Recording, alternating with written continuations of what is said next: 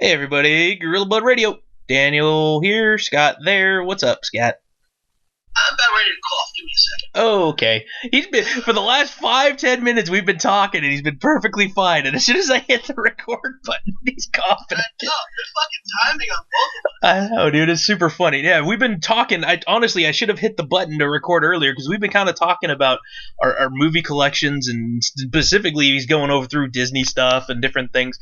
Because I don't know if anybody out there actually does this, but if you buy a Blu-ray or even DVDs, I think they give them now too. There's a little slip of paper. Yeah, a lot of them you get the DVD and digital with them. Yeah, there's usually. I'll just say this: if anyone don't want them, just send that shit my way. I need to grow my digital collection. That's a good way for me to get films that I don't normally have. Yeah.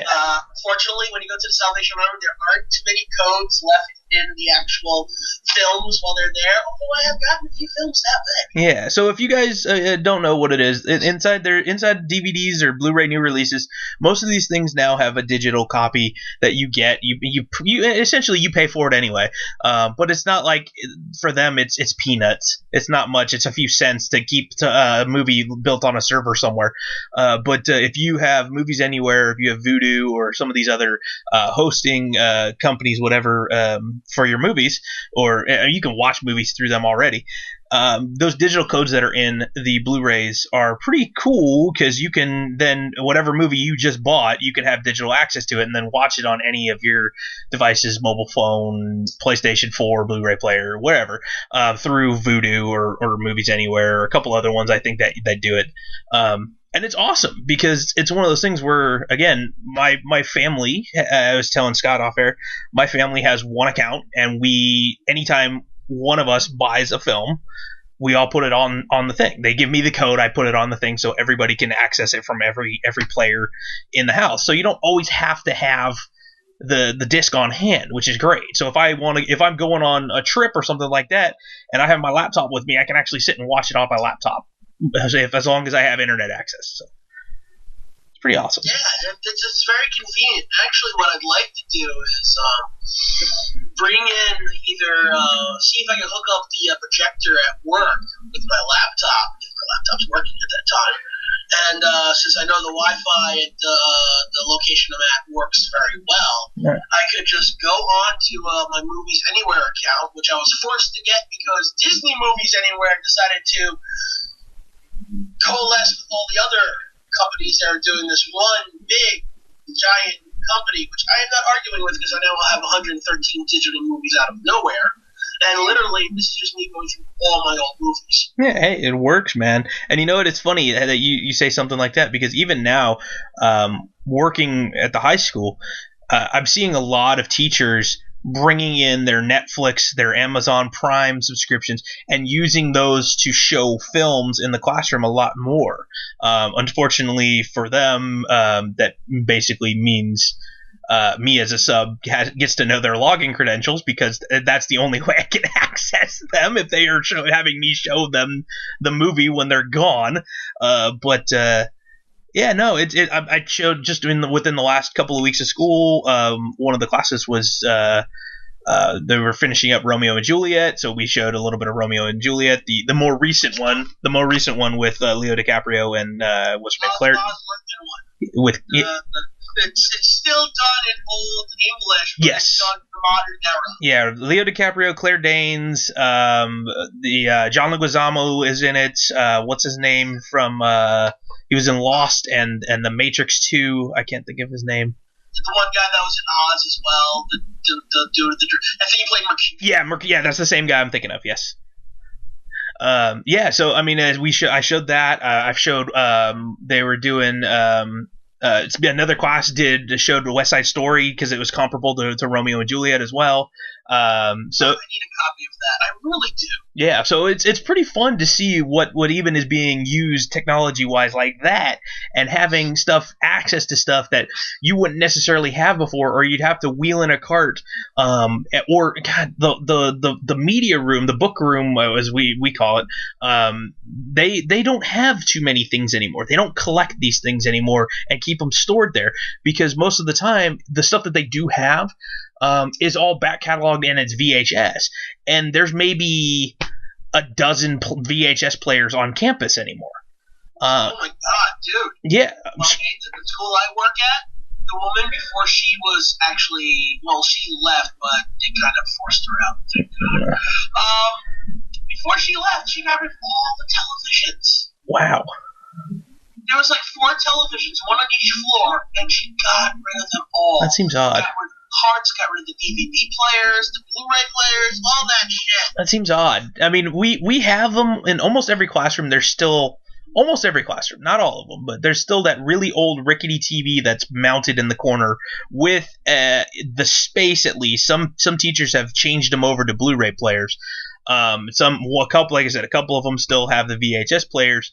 The kids had no freaking clue. One time I actually did have to show a VHS tape, and they're like, hey, can we put like captions on, because it was a Spanish class, can we put captions on in English? And I go, guys, it is a VHS tape. I know you guys probably don't know what the hell that is, because it was a freshman Spanish class, and so they, I feel so much pain. Yeah, so we showed. I can't remember if that was the one or if it was a different class, because I know I've watched Finding Nemo 5 times in one day in Spanish, and then there was another time. What was it? Was it 101 Dalmatians or something in Spanish? There's a few of them I've watched multiple times. It's ridiculous. Oh no, Monsters Inc. It was Monsters Inc. was the most recent one. They're like, can we watch it with captions on? And I'm like, sorry, this doesn't have captions. You get to just deal with it in Spanish. And I'm like, if you have seen the movie already, you kind of know what the dialogue is, right? You think? But VHS obviously is basically a dead format. They're not really making things anymore in it, but it's still out there. It is very much still out there, even in the schools. But yeah, no, I'm starting to see everything go the way of the dodo bird, and like you're saying, projectors connected to computers and just projecting on the wall or on the whiteboard or whatever. Smart boards are the thing now. Oh yeah, every classroom has one of those now, and we're not allowed to access them. Yeah, I the smartboard thing, whatever. It's not a huge deal. I think it's more trouble than it's worth, actually. Just give me a projector. I can project things on the wall, and I can do my own thing. It's just a matter of, in certain classrooms, like I know, like the spec ed classes, it works. It benefits them because they can put an activity on the board, and the kids can actually go up there and touch whatever the answer is or whatever, and do things like that a little bit more, because it's easier for them, because some of them can't talk or whatever, or it's just easier in that case. Or the one time I was in a special ed class, and they were having a dance party, so they kept picking videos on YouTube and stuff like that. So they're literally clicking next and this is just on the smart board. It was pretty fun. But man, so yeah, dude, I kind of wish that they would do more with these video things. And again, off air we were talking, like, how cool would it be to have something where you can literally go through your entire VHS collection, scan a barcode, and have access to that film. Because again, it's one of those situations where my family, whoever, physically bought the film and it's still in our possession. We should be able to have that movie, you would think. But I mean, there's so many opportunities I know where, hey, I walk into a Rasputin and Rasputin Records or a secondhand record store or whatever, movie store, or like in your case, once in a while you go into a Goodwill or something, and then I just zap the barcodes there. Yeah, there's going to be people who probably are going to try to cheat the shit, stuff like that. I get it. But it's still one of those things where, for me, like, I have some films now that are still being released on Blu-ray, now have it, and I bought it a year before, and it doesn't have it. It has one of those digital discs in it, where, again, most computers now have to either have a side peripheral of a DVD drive or a CD-ROM drive, and most people don't have that. So you have no way of getting that anymore. Yeah, I'm completely out of luck when it comes to shit like that. So, yeah, I mean, look, it would be nice to be able to scan and log my, DVD and Blu-ray collection, because I have a massive DVD and Blu-ray collection. But then I'd have to ask, if I scan certain versions of the film. Am I getting that version, or just getting the more current version? See, yeah, I get you. Yeah, no, I mean, it makes sense. I mean, it's one of those things where they probably may only have one version on file or something like that. I bring up an example here, Star Wars. Yes. I think Star Wars is a good example, even though theatrical cuts apparently being sold or rented on Amazon.com now. Interesting. Yeah, exactly. Even though I just fought really hard to find them all on DVD after the last decade of not having them. So, fuck it, I own them, I don't care. Question. Now, if we were to do this whole scanning process and go through that, I have the original films on VHS. Yeah. I then have the original special editions on VHS. If I scan all 6 of those, you should. do I get 6 different movies? Theoretically, I think you should. I agree with you. Now, if I scan the DVD versions, which has a slightly different version from the original special editions, do I get those? I therefore now have 9 Star Wars. Yeah, I agree with you. I believe that you should, because again, it is a separate.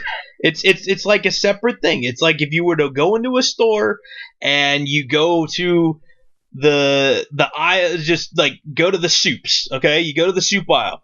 There's chicken noodle. There's clam chowder. There's clam chowder light. There's chicken noodle light. There's all these other different things. So there's a bunch of different varieties. But there's also different sub-varieties of the same thing. I think that goes to the same thing. There's different barcodes, different actual physical items. I think it should be that same way. So then if I scan the Blu-ray, which has even more differences to guess, every time a version came out, Lucas changed shit. Mm-hmm. I'm not joking. Yeah. The special editions that we saw in theaters are only available on VHS. When the DVDs came out, he even modified them even more. Yeah. And then when the Blu-rays came out, he modified them even more.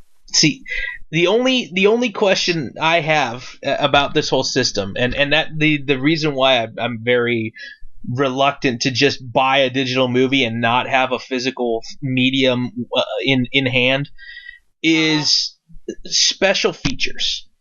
It already bothers me that if I go to rent a movie from a Redbox or from one of these other box rental things now, that I don't get blooper reel. Shit, I gotta talk to this Peter Pan spell. Sorry. Apparently the Peter Pan signature edition came out. I gotta go get that. Oh, nice. But so yeah, what I'm getting at is in those Blu-rays, those DVDs that are in the box rentals, you get literally the movie to watch. You don't get any of the extra features. But if you buy the DVD or buy the Blu-ray, you get usually extra features, cut scenes, outtake, blooper reel, behind the scenes little interviews and documentary style stuff. I wish we could get more of that stuff too with the digital media, because if I go into, like, again, you saying Star Wars, okay? I'm sure that there's like, say, Star Wars Episode 1. Like, I own one of them. It's got behind the scenes footage of how they shot the pod race scene, the green screening effects and all that stuff. Or Lord of the Rings, the same thing. You see them in this big giant room and basically Gandalf is talking to nobody. I mean, those little things are going to get lost in all this digital stuff as well, which is unfortunate. So that's why it's better to have the physical medium, but it's convenient to have the digital. I always like physical in general. I like being able to hold, whatever it is I own in my hand. It just makes me feel better. Yeah. It's the tangible feel of things. See, I wish as part of that too, like, say, if you went into, taking Star Wars for example, you went into one of those films, and if there were anything on that DVD or Blu-ray that had extra features, if you click on it and it opens up the little page, it says play movie, play extra features. And just everything's there. That would be awesome. And it's not, again, it's one of those things where it's not like for these companies who host these servers, it's not like they're I mean, going broke over server costs and things like that either. They're making their money back on the DVD sales and the Blu-ray sales.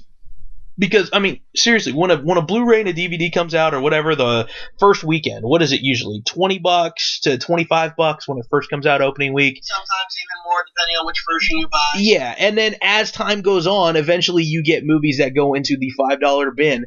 But a lot of these films are stuff that has been either proven. I mean, some of them have been out for a long time, but it's not like these are just the junky throwaway movies from yore that are just still sitting there.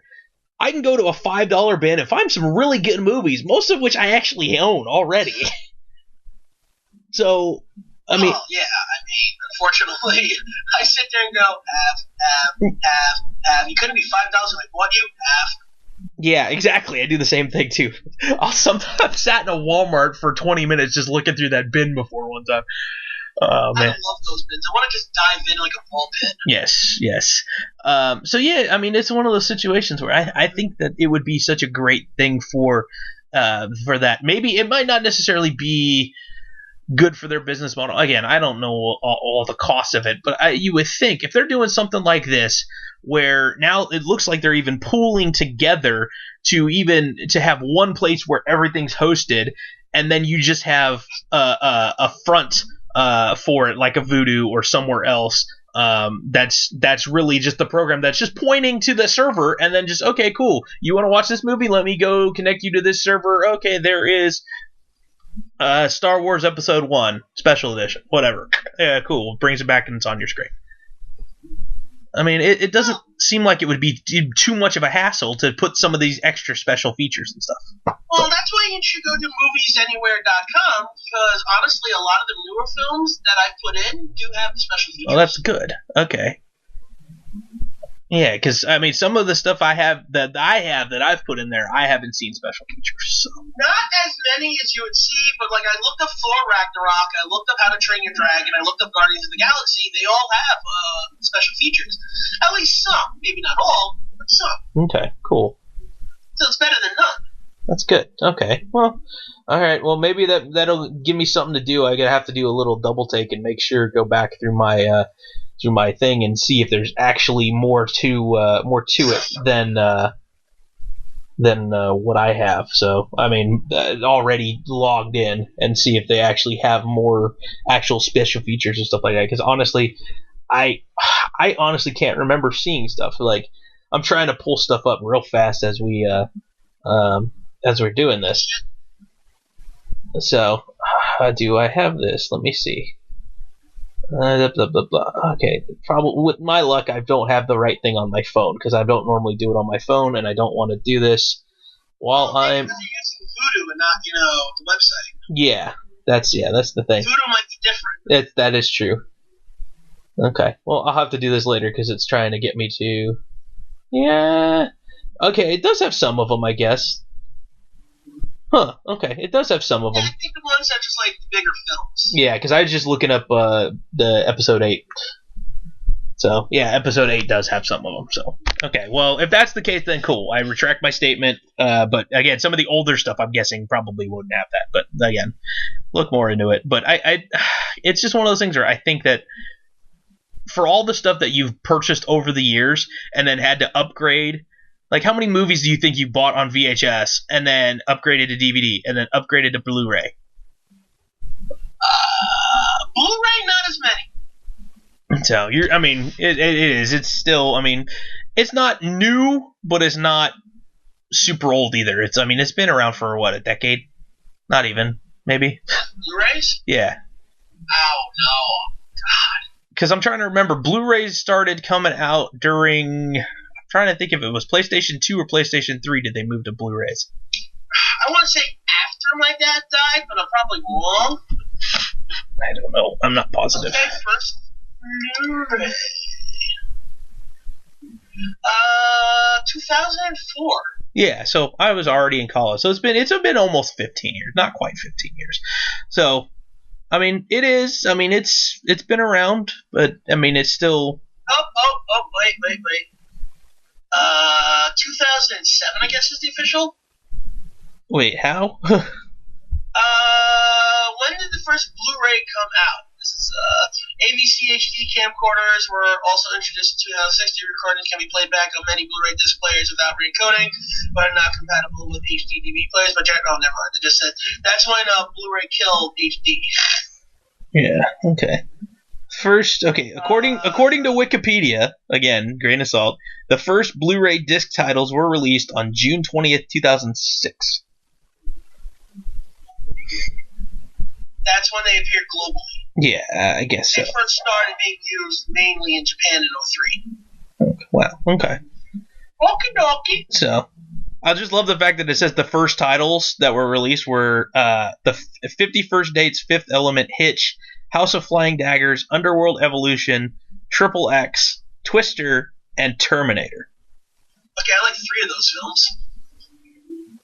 I've seen all but House of Flying Daggers. I don't think I've seen that one. I might be confusing it with another one, but I think I'm in the same boat as you. I like 3 of those films. Yeah. I like Hope.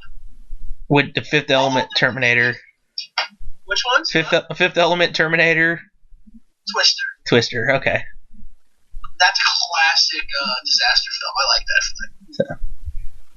Come on, they're fighting fucking tornadoes. Yeah. Okay, yeah, I'm seeing that too now. Officially announced February 2002, but they didn't the Blu-ray discs recorders first launched in Japan in 2003. Blu-ray disc players appeared globally in early 2006. Yeah. So, yeah, basically, yeah, Japan gets everything because they create everything.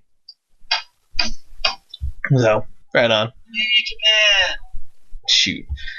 Well, man, dude, it's pretty fun though to think about what the possibilities are with this technology and what we could do.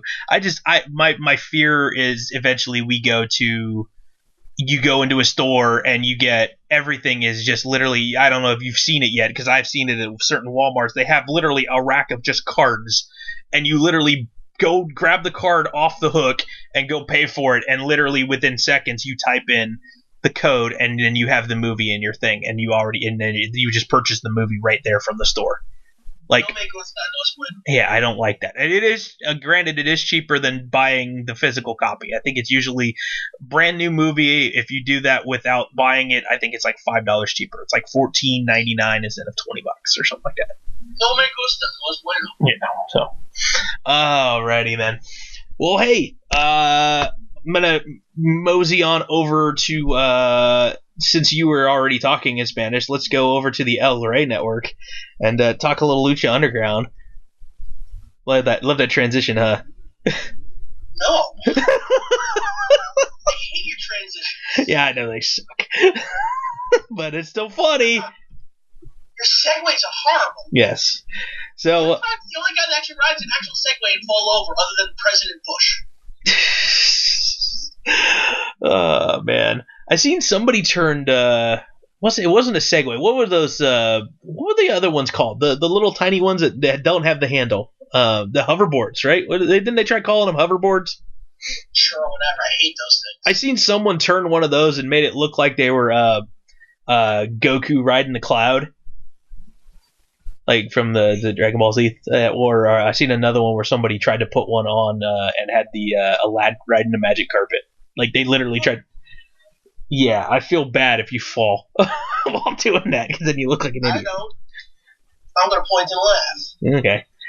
Well, shit. Lucha Underground is back. I am super super happy. I don't know if you saw the meme I dropped from on the Instagram for Gorilla Blood Radio earlier, but basically, yeah, Lucha Underground is the best wrestling program on television, and if you tell me otherwise, you're gonna get gut punched.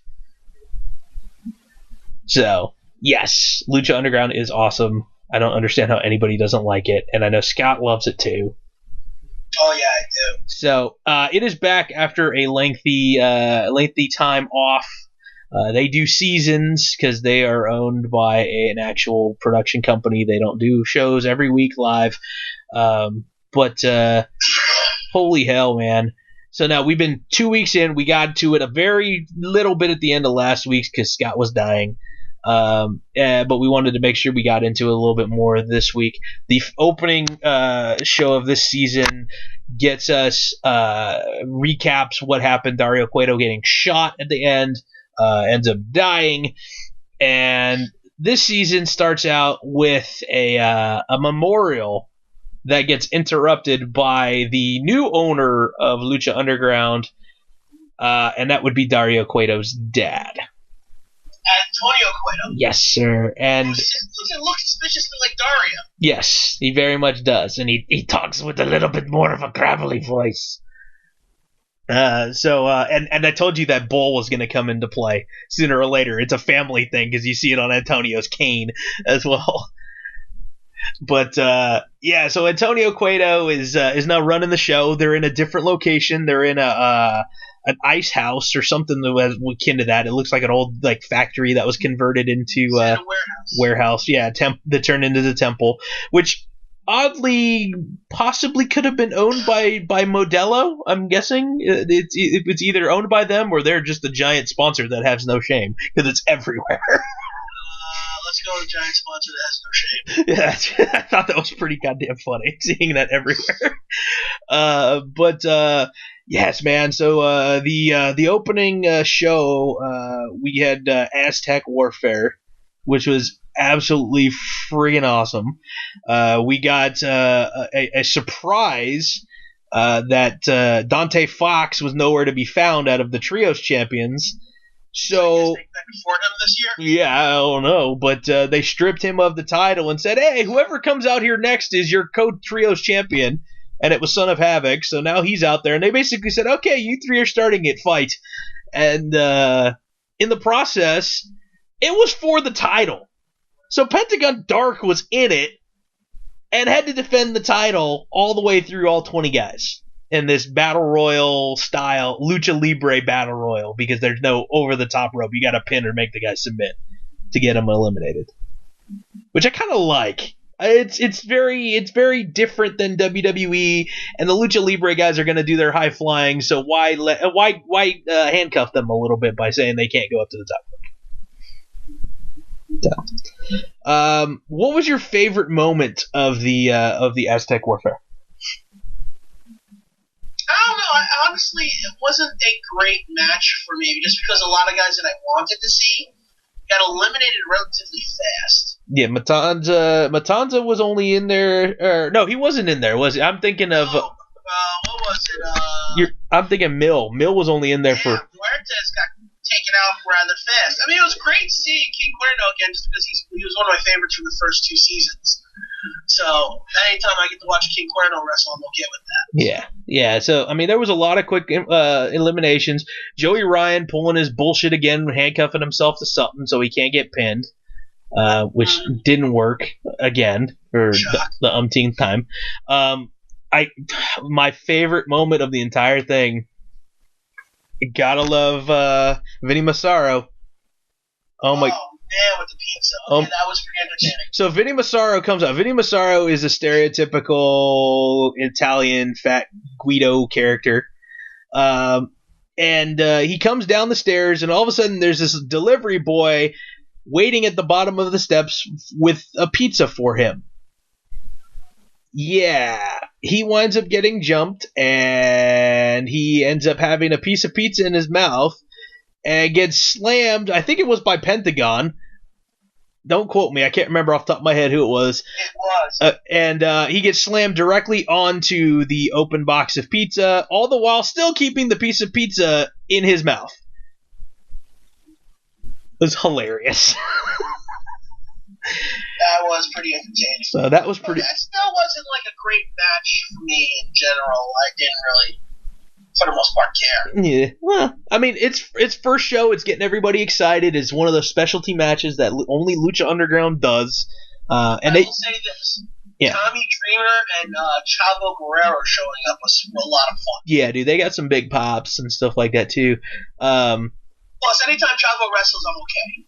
Especially now, dude. I've gotten more accepting of Chavo over the years, as especially now since Lucha Underground's been around. And I've gotten a chance. Chavo might have been better than Eddie in the ring. just didn't have the same charisma that True. he had. True. Eddie was just this overly charismatic character that you couldn't help but Yep, he's dying over there, folks. Don't mind. Eddie's pissed right now. Woo! Didn't like what I was saying. I'm sorry. I like Ciampa was a better wrestler. I can't help it. But I think Ciampa, just give it a chance, would have had just as good, if not better, matches than you, Eddie, if he was allowed to. I mean, have you ever seen some of the matches him and Mysterio had on SmackDown over the years? Mm-hmm. Yeah. I mean, they were top quality, high caliber, amazing matches, man. Yeah. Ciampa was just that good. Just never was able to step out of the shadow of Eddie Guerrero into Lucha Underground. Yeah.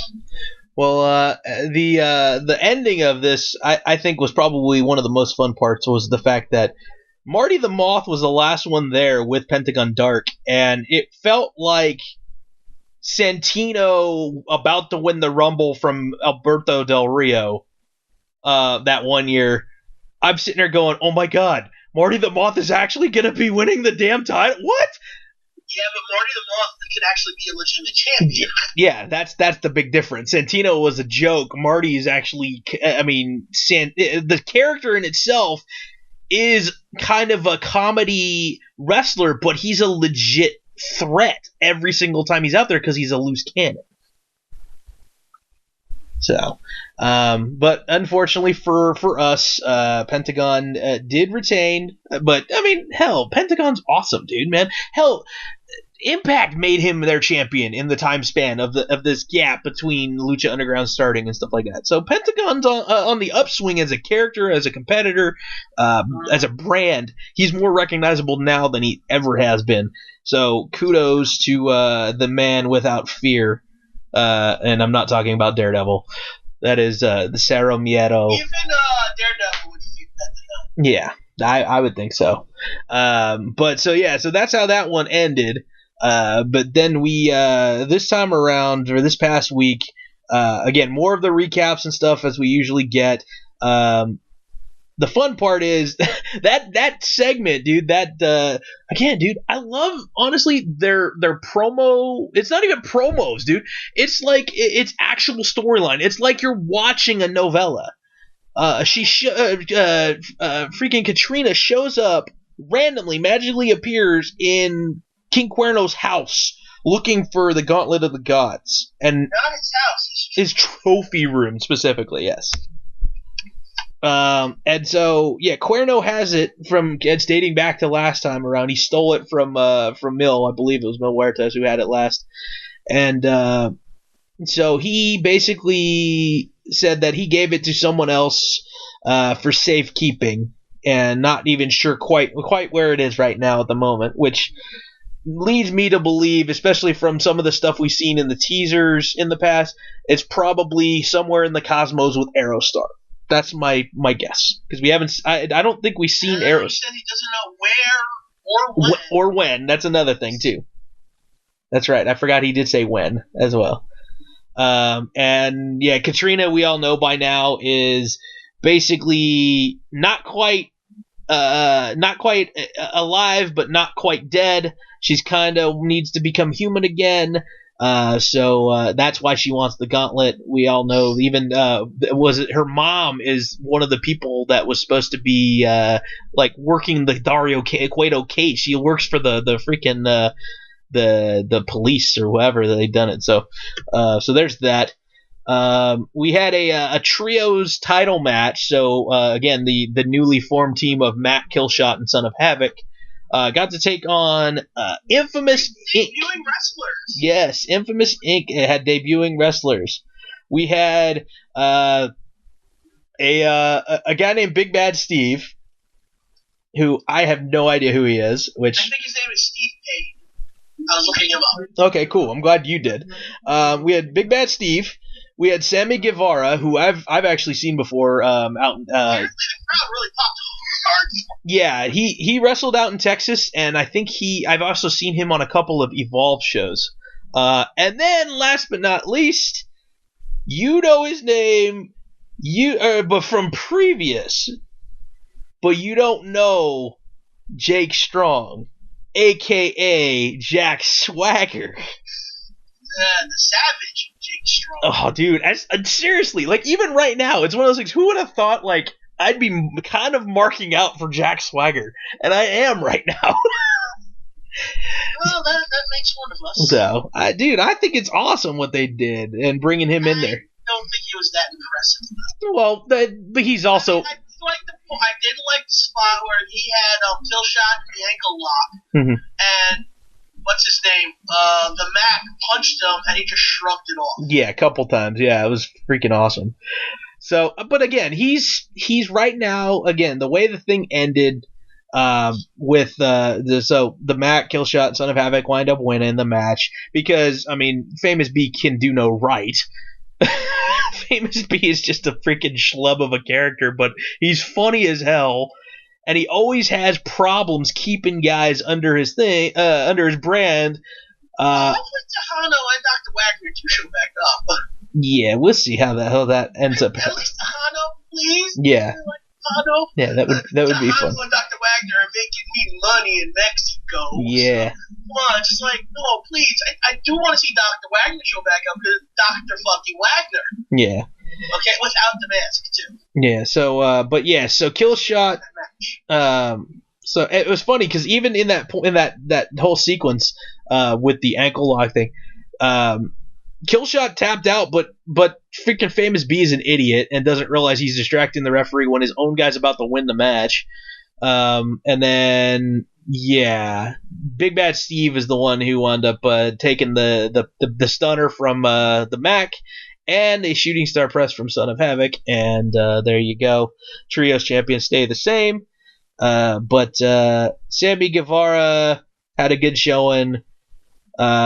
I honestly think that they got a lot more with Jake Strong coming because Famous B, after the match, Jake Strong is Jake. You already got a chance. When the crowd did pop for him nicely, they really showed respect. Yeah, Famous B. Yeah, he's already lost control over his at least one of his new talents.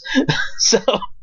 Let's see. We're gonna Antonio Cueto also started bringing back the Gift of the Gods concept. So we're going to be starting. That makes me feel so good. Yeah. I love that title. It's one of my. I like how it's like, well, Dario did something right at least. Exactly. I thought that was pretty fun too. So we're gonna start divvying up medallions again. First one for that one was Drago taking on El Dragón Azteca. Drago still playing the corrupted mind heel from Cobra Moon, which is kind of awesome that we still have that storyline going here. He's beloved. Daga Vivaro, too. Yeah, Daga. Yeah, I can't remember what the other guy's name was because he died. Pindar. There it is. Good one. Thank you. But yeah, so we still have a I don't know what the heck the whatever the snake, I don't know which clan officially it is, if whatever, but they have, but so we wound up having this match. Madrel Dragón Azteca ends up getting the medallion out of it. He's really good, isn't he? Yeah, well, shit, man, him and Drago, they put on a good match, and there's just, here's the thing, like, again, with these guys, I don't know. Like, their characters, I know Drago is a character down in Mexico. El Dragón Azteca, I had no idea who this guy is. When Prince Puma... the current Rey Mysterio Jr.? Is he? I don't know. I'm going to look that up. Okay, yeah, look it up for me. Because it's one of those things where, like, we all knew, like, Puma was Ricochet. And then... Yeah, he hooked at Rey Mysterio too, I think. Okay. Ray Horace is what he's known as in Mexico now. Okay, so he is, a previous name. I didn't know about it, so thank you for looking that up. Yeah, he's I think he was the one who was to take the next Rey Mysterio name, Rey Mysterio Jr. name. Actually. Okay. So we got that then. So he's a legit dude. So cool. I'm glad to hear that because like I said, I had no idea. So he gets a medallion. He's moving his way up the ladder here theoretically. We did get a Johnny Mundo sighting, basically giving shit to Cobra Moon, just so Taya can attack her from behind. They let's see, what else do we get? Cueto. Ass hanging out of her suit. Yeah, Taya, looking thick as all get out, man. Oh man, she is. God, she's nice to look at. Unfortunately, huh? That's an understatement. Yeah, you just don't want to say that too loud around Johnny Mundo, who is now married to her. Mazel tov. Yeah, so lucky man. Let's see. We got what is it? Katrina wants to make sure Phoenix ends up in a coffin and asks Antonio Cueto to book a Grave Consequences match between Mill and Phoenix, which he grants. Then we get the main event, which is Pentagon Dark taking on Matanza for the title. That one, again, these guys, man. I know, they killed it, didn't they? Oh my god, man. Like, it blows my mind, man. It blows my mind.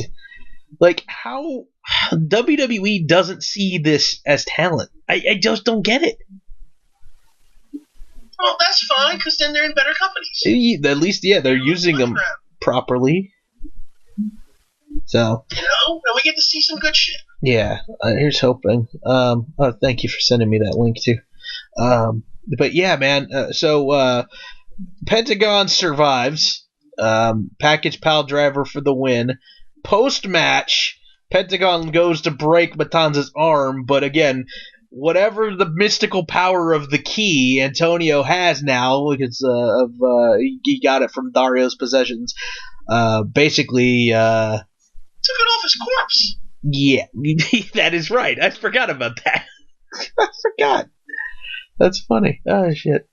So yeah, that key is like the Undertaker's urn kind of thing, where so he Matanza avoided getting his arm broken. He kind of powered out of it. So, and then at the very tail end, it looks like they start to do the credits. Hey, we get the post main event backstage scene.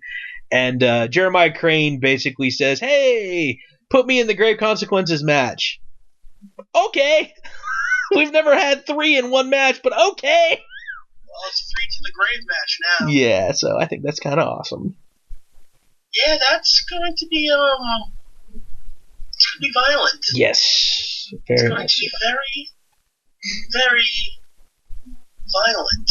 Yes, and I want to look up I want to know everybody who's still officially on the Lucha Underground roster. I wouldn't do that. I'm not looking on Wiki. You'll get spoiled. I'm not looking on Wiki. I'm trying to look on their main page. You'll get spoiled. They shouldn't have a spoiler on their main page. You'll somehow get spoiled. Oh, God. They probably have an update. I bet you it says it's Puma. Yep, it still has Puma. They haven't updated it. Dang it. They still have Cortez Castro on their roster.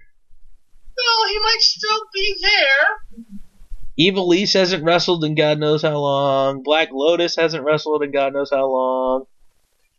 Let's see.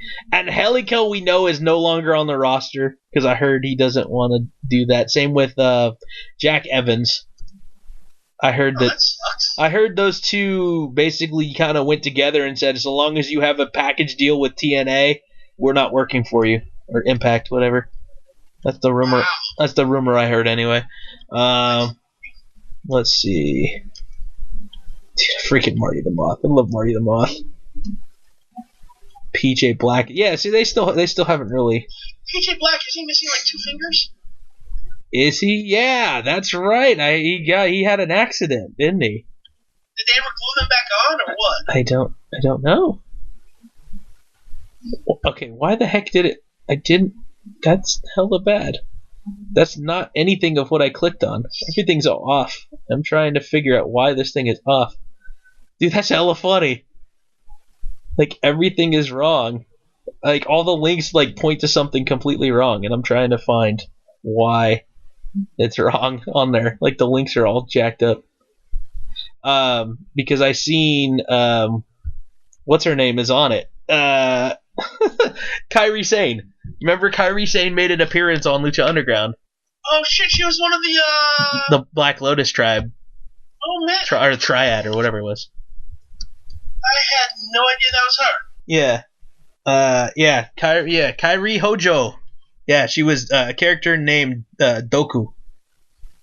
Okay, well there you go. Yeah. So I was just like, hey, because her picture's on there too, and I'm like, wait, how have you not taken that down yet? So, Lucha Underground, Lucha Underground people, fix your website. Like, I understand. Like, it's kind of hard to update your website. Not really. So yeah, please do that. I mean, you updated a lot of your pictures and stuff in the shop. I mean, I understand that makes you money, but still, you can fix up who's actually on your roster. It would help us out greatly. So, dude, they're selling soccer jerseys with Lucha Underground on them. That's kind of cool. Just in time. Nice. Just in time for the World Cup. Exactly. So, yeah. So yeah, Lucha Underground's back rolling again, which I'm excited about. Maybe something else we weren't so excited about was the Money in the Bank pay-per-view this past weekend. I don't know. I enjoyed most. I enjoyed some of it. The first couple of matches were kind of eh.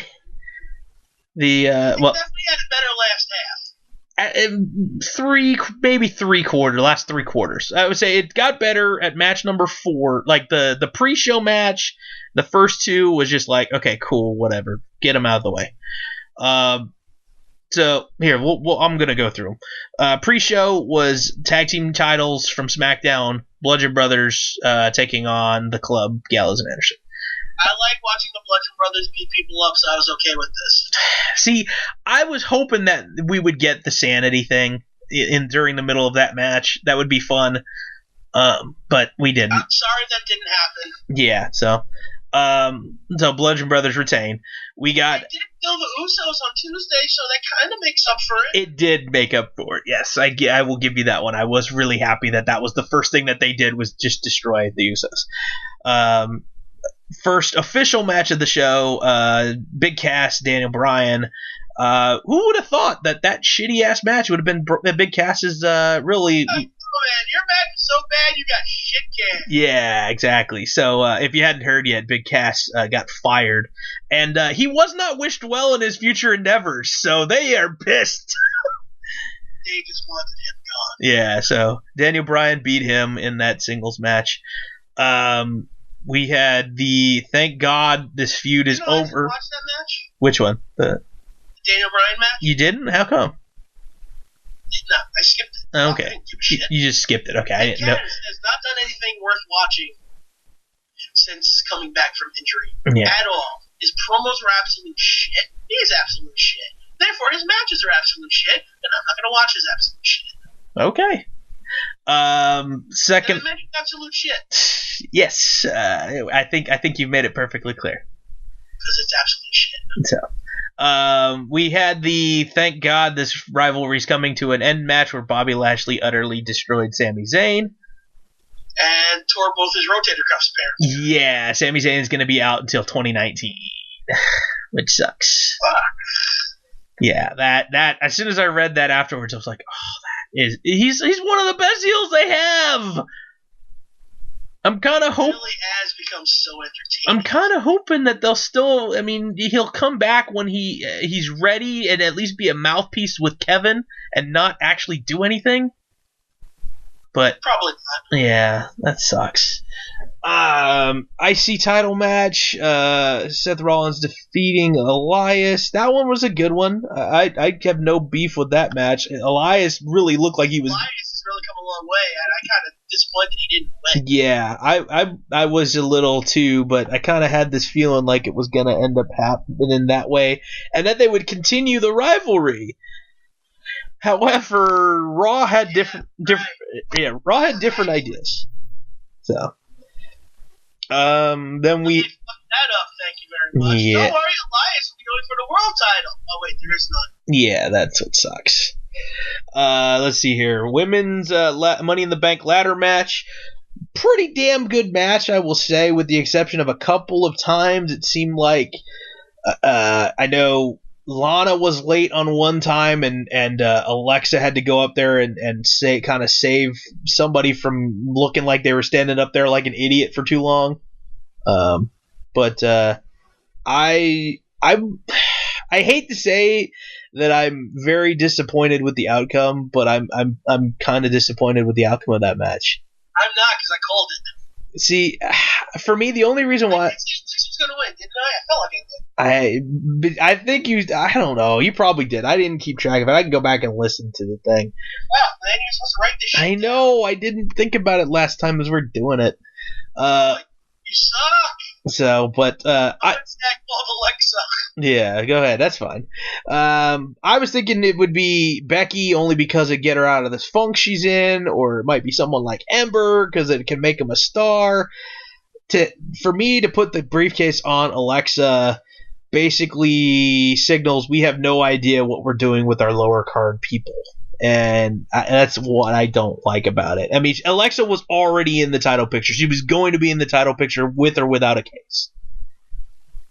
So that's my beef with it anyway. So, but you're obviously happy. Of course. Then we had the hopefully this will be the blow-off match between Jinder and Roman. The only redeeming quality of this match was the fact that Sunil Singh came out looking like a freaking car accident victim and was playing everybody the whole time. That was the spot where he's sitting in the chair and then he pushes Roman in the post, and then later on in the match he goes to do it again and he gets caught and he's like, oh shit. Yeah, I did not watch this match at all. Yeah, that was basically the only. Sunil Singh made that match bearable, at least for me anyway. Roman gets the win. Hopefully this feud is over, and I don't know. I hate to say let's have Roman go on to bigger and better things, but we all know that that's actually going to happen, and God help us all. So, we had the SmackDown Women's Title match. Carmella defending against Asuka, and Scott hates my guts. Scott literally told me, a text message that says, "Fuck you, Daniel. Fuck you." That's all I got after this match because I called Ellsworth coming back. Fuck you. So, yeah, Carmella gets the win with some shenanigans. Technically, Ellsworth didn't do anything. He didn't. Fuck you. He just kind of stood there in Asuka's gear. Fuck you. So, yeah, so Carmella is still the champion. I really, whatever. She's getting over as a heel, which is great for her, I guess. But again, I'd rather see somebody else with the belt. That's just me, but whatever. What are your thoughts on Carmella still holding on that title? I don't care. I was fine with that. Okay. But seriously, fuck you. We had the. I'm a little upset that we had this match on so early, because then it basically took away the possibility of a guy in the Money in the Bank match cashing in. The last man standing match for the WWE Championship between AJ Styles defending against Shinsuke Nakamura.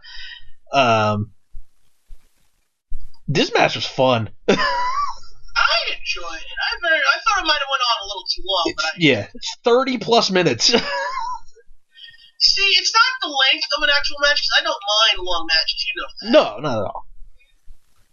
I don't know, I just felt like could have been, I don't know, it felt like it could have been less.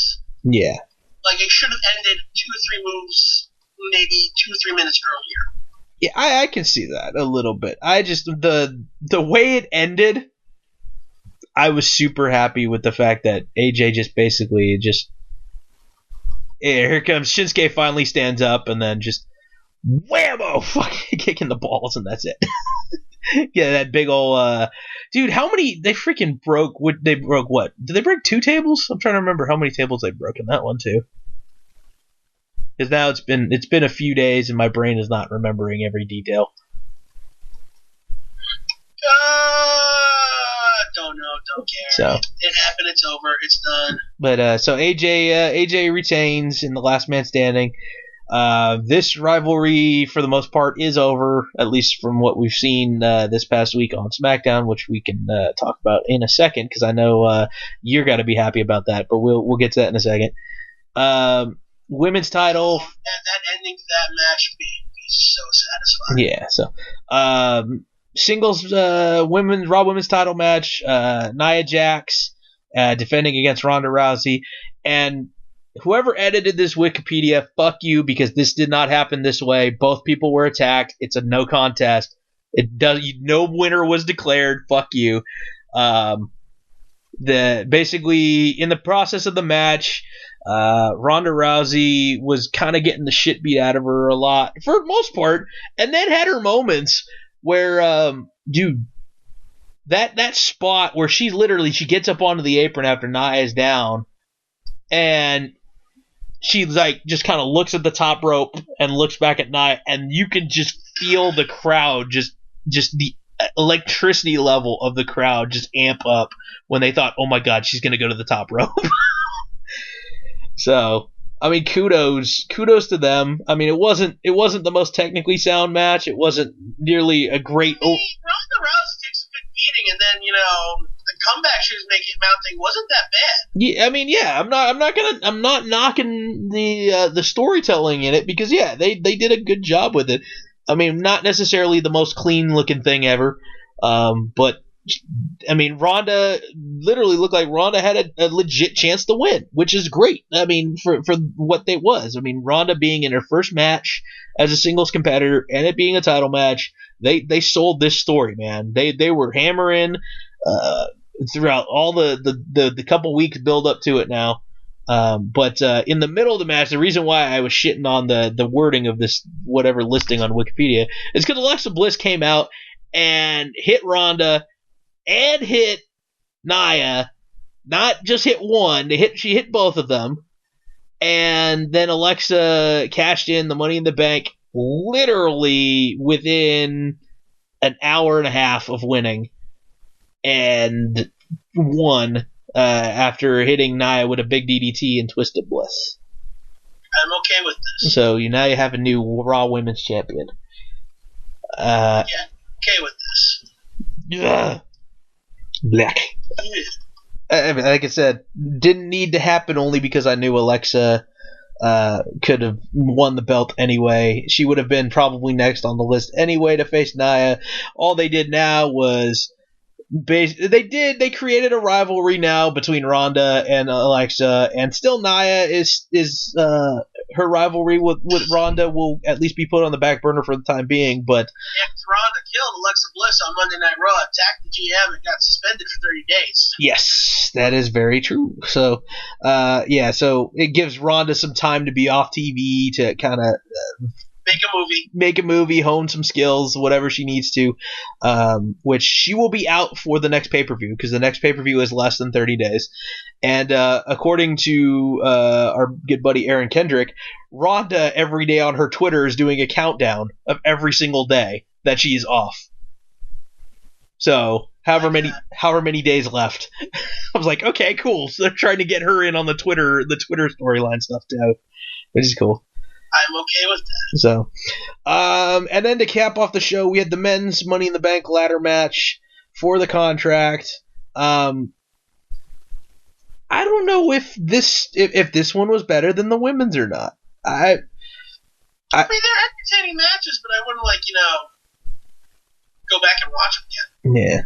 So, basically, Kevin Owens throughout the whole entire show and even in the weeks leading up to it basically said, hey, we got to get everybody on the same page to take out Braun Strowman. At one point in time, Braun Strowman was buried under about, a dozen ladders. He was literally buried under a dozen ladders. Not joking. So. I like how he came out of that and then he grabbed the ladder from, what's his name, Finn Balor. Finn's trying to drag him, Finn just stops. Turns like he saw a ghost. Yeah, and then at one point in time, Braun actually legitimately shoulder tackles through a ladder and breaks it in half while his two guys are holding it. Kevin Owens had the craziest bump of the night, getting tossed off a ladder by Strowman into a bunch of covered up tables. What else happened? I'm trying to remember all these spots. Shoot. I'm trying to remember any in the ring spots that were really crazy. Oh, yeah, the New Day figured they were going to put Kofi Kingston in the match, which I was kind of upset about. I wanted. No one wanted that, and that happened anyway. Yeah. The Miz had a couple of chances there, too. I mean, everybody kind of had their one attempt to try to get up there. But ultimately, the monster could not be stopped, and now we have Mr. Monster in the bank, I guess, if you want to call it, Braun Strowman. Which that's what they've been calling him. So yeah, so Monster in the bank. So Strowman now has the case, and I'm sitting there thinking, okay, what the hell is going to happen? Because he's got the case and he's on Raw. And Brock Lesnar is never there. So he can't just randomly cash in unless I got two scenarios for you. Let me see if you care for either of them. Okay? One, Braun Strowman actually somehow finds Brock Lesnar's house in the wilderness somewhere and brings a referee with him and challenges to a match right on the spot there in the woods. What is this, the Hardy compound? Hey, it's worked before. Considering the fact, it ain't no chicken shit character, and it's not Brian Pillman with a gun as Stone Cold Steve Austin comes into the house. Which no, it's worse. It's gonna be Randy Orton and Triple H. Oh gosh, Exactly. You didn't think about that. No, I forgot about that one. I totally forgot about that. Or it could be Bray Wyatt and Randy Orton in that stupid house that we found was for sale actually online at the time of the that they filmed that crappy ass match. Why would you even bring that match up? I'm sorry. You jogged my memory when you said Randy Orton. So So that's how it is? Well, It's going to jog your memory about I Randy? guess. Randy Orton lately has been bad memories, so yeah. But here's the other option, okay? I think this actually would work to WWE's benefit. So Braun Strowman, since Brock Lesnar's never there, Braun Strowman comes out and says, "Hey, Brock Lesnar, I'm cashing in on you next week. You have to show up." Paul Heyman, Brock Lesnar basically laugh. I'm the champion. I show up when I feel like it via satellite. And no match actually happens. Well, WWE then gets involved and says, hey, you're contractually obligated to defend this title, and by him having this briefcase, you have to show up. He still doesn't show up. So Braun Strowman gets awarded a Universal title. And the storyline goes on, people challenge Braun as he's the new champion, and Brock Lesnar is basically nothing anymore to the company. Brock Lesnar eventually comes back, a la Shawn Michaels, Razor Ramon, to have one real Universal title and one fake quote-unquote Universal title, and they have eventually a feud to unify the belts. Yeah. I think that would be cool, but that's just me. Because I hate the idea, because there's no way you could just cash in when the champion's vulnerable, because the champion's never there. I just don't want Brock anymore. That's what I'm saying. They got to do something to get the belt off of him, now. So, at least when it comes down to it, if they do this thing where they award him the belt after Brock no-shows, they can recognize him as the champion. Brock still has this belt, and if Brock ever wants to legitimately come back, then they have a built-in storyline with Braun Strowman. Because he never was beaten for the title. You never won the title officially, quote-unquote, Strowman, kind of stuff like that. But one of the good things that did come out of this is the fact that later on in the week on SmackDown, we had a gauntlet match to determine who was going to be the number one contender to face AJ Styles at Extreme Rules, and it was one of the losers in this Money in the Bank match. Scott's been clamoring for it for the longest of time. Rusev is your number one contender. Fucking finally. I know, man. But you really say at this point.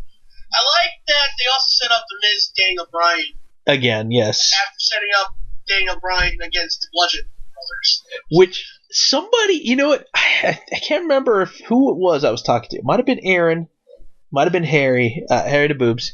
I'm not positive, but talking about how odd would it be if, for some stupid reason, they pulled Paige pulled a fast one on us, like the whole MVP Matt Hardy thing, and paired Miz and Daniel Bryan reluctantly together to take on the Bludgeon Brothers, and they win the tag titles together, setting up their rivalry down the line again. No, I don't want to set up down the line. I want to set up a fucking SummerSlam.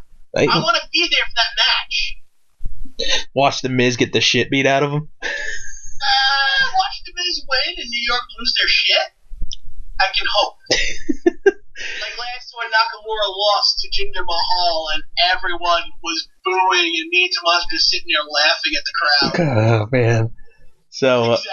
That's what we were laughing at. I fucking hate you.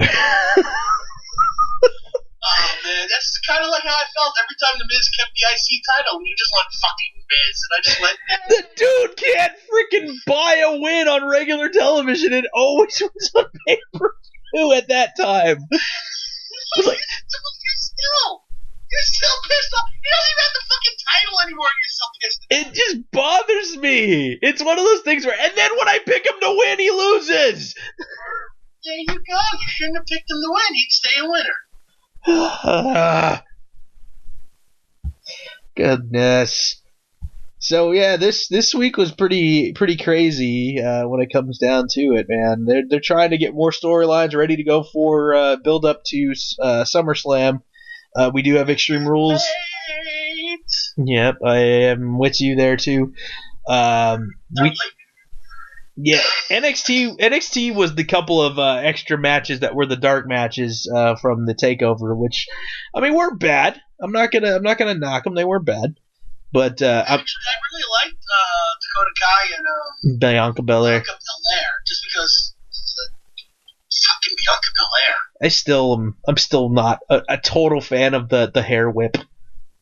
That's just me. Well, she tried to use it, it didn't work, so I'm just still not fond of it. And supposedly, I heard from Aaron today that Montez Ford and Bianca Belair are an item. So I think he said something about maybe them either getting married or getting engaged or something. So kudos to them.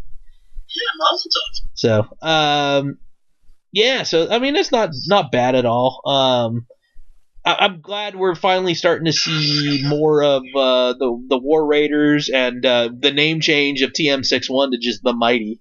Oh, thank God. Yeah, don't sound like a Pokemon freaking move. Man, move. it was painful before.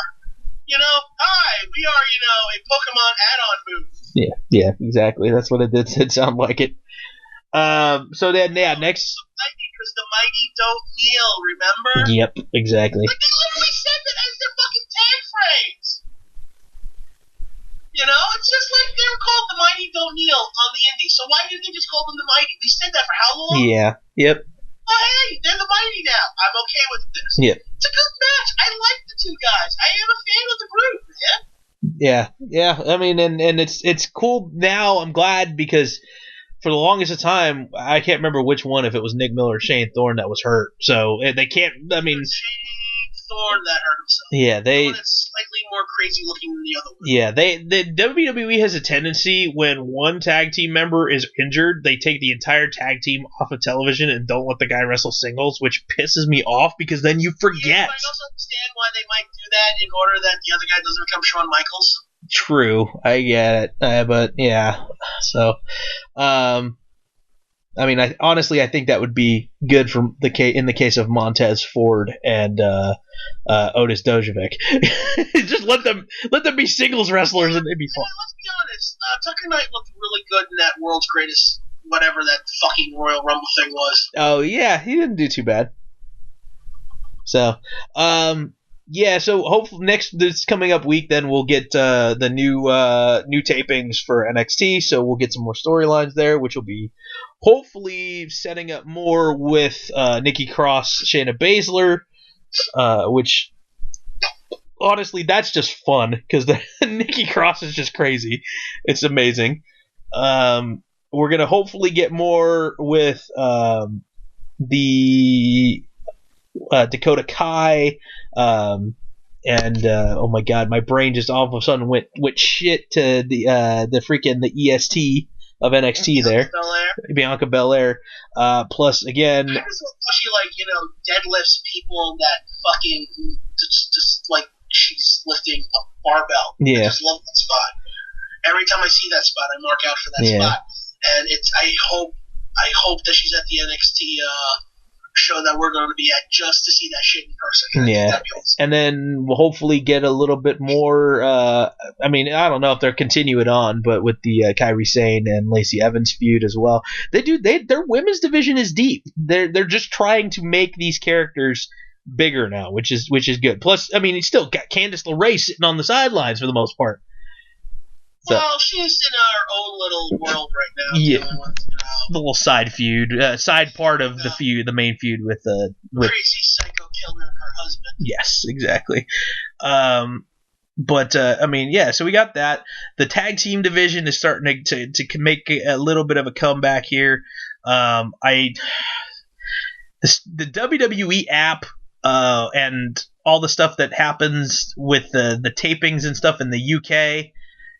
It's unfortunate because I found out something about NXT, and I don't know if you want me to ruin it because it goes down at I don't know if it went down at the download festival or it went down at the taping for the UK tournament or something. I don't know what it is. Oh no, I know about the tag titles. Okay.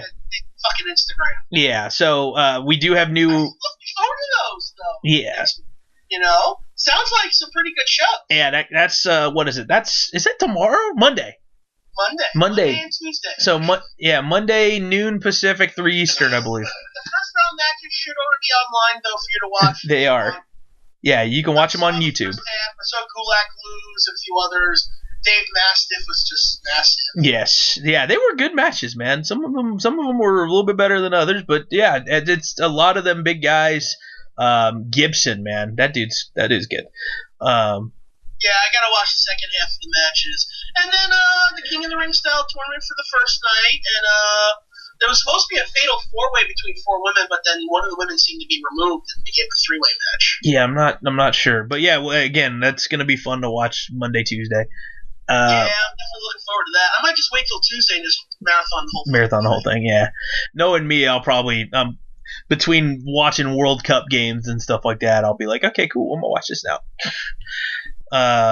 So yeah, so there's that stuff. All that. I mean, seriously, I mean, things are starting to flourish there. More teams, more players are getting to be now established as main event characters or mid card tag characters or the women's division. So and I mean NXT's looking strong, and they're still signing people. We saw Keith Lee, dude, at NXT Takeover. When we talked about him on his show, man. He I don't know. They actually showed him? Yeah, they showed him on screen. I got home late, so I was skipping through things. So there's a lot of stuff in between matches that I skipped over just to be able to watch the shit live as much as I could. Yeah. So I missed the Keith Lee part. Okay. Yeah. So yeah, that big ass dude, Keith Lee, got signed to NXT. If he's sitting in the front row and they're showing him on TV, he's signed. So he is a big dude, and he can move in the ring. For as big as he is, he's going to be fun to watch. So kudos to him for making it that way. Man, trying to think of what else happened this week. Was on having to do with the TV shows. 205, we got a new number one contender, and it's Hideo Itami. So a good triple threat match. Yes, that's for sure. He beat Buddy Murphy and Mustafa Ali in that. So soon enough, I'm guessing it'll be at Extreme Rules. We'll get Cedric Alexander and Hideo Itami.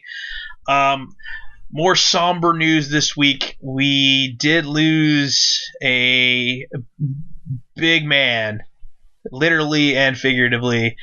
We lost Vader. We lost. Yeah. It was sad, dude, to hear that news that came out this week.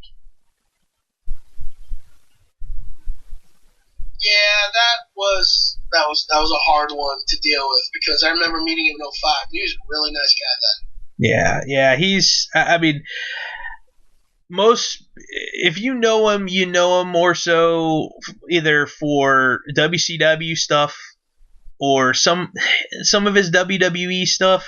I mean, he's probably better known for WCW and even Japan. I didn't watch much of his Japan stuff, but he was. I mean, towards the end of his full-time career, he even had a run in All Japan Pro Wrestling and won the title. Oh, I didn't know that. Back in 99 and 2000, he had a pretty good run then. Okay, yeah, I did not know that one.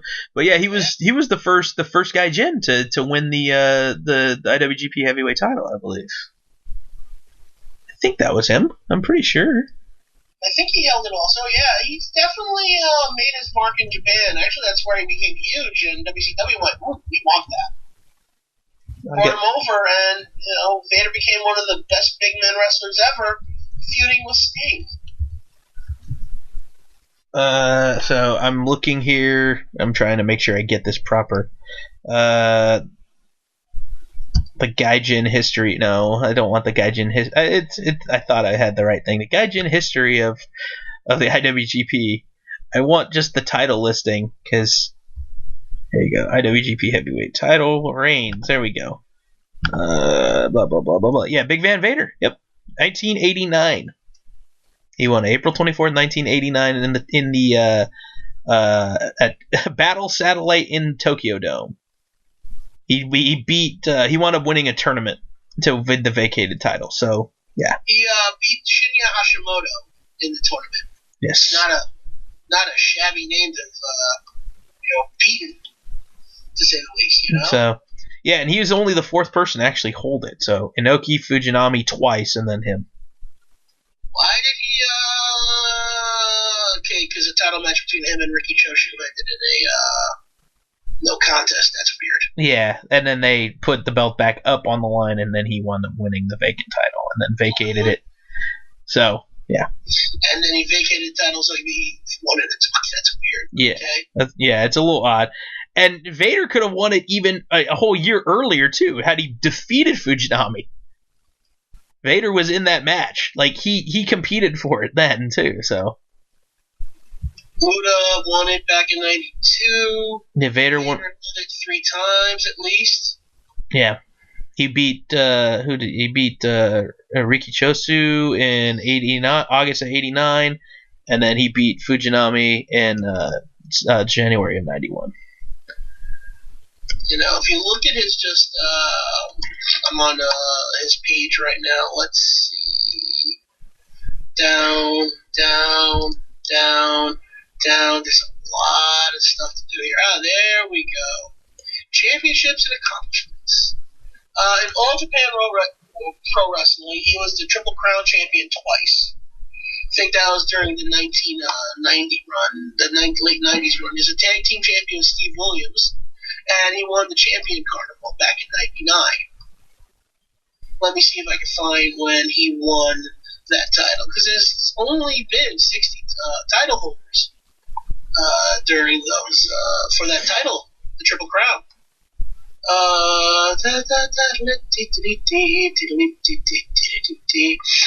He won it in 99, March 6, 99.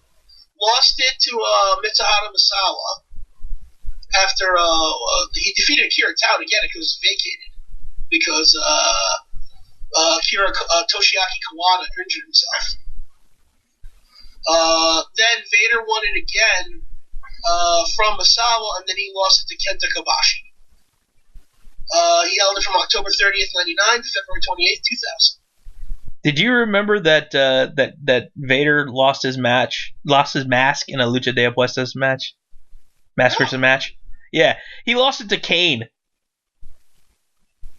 Seriously? Yeah, over the edge, 98. No, fucking.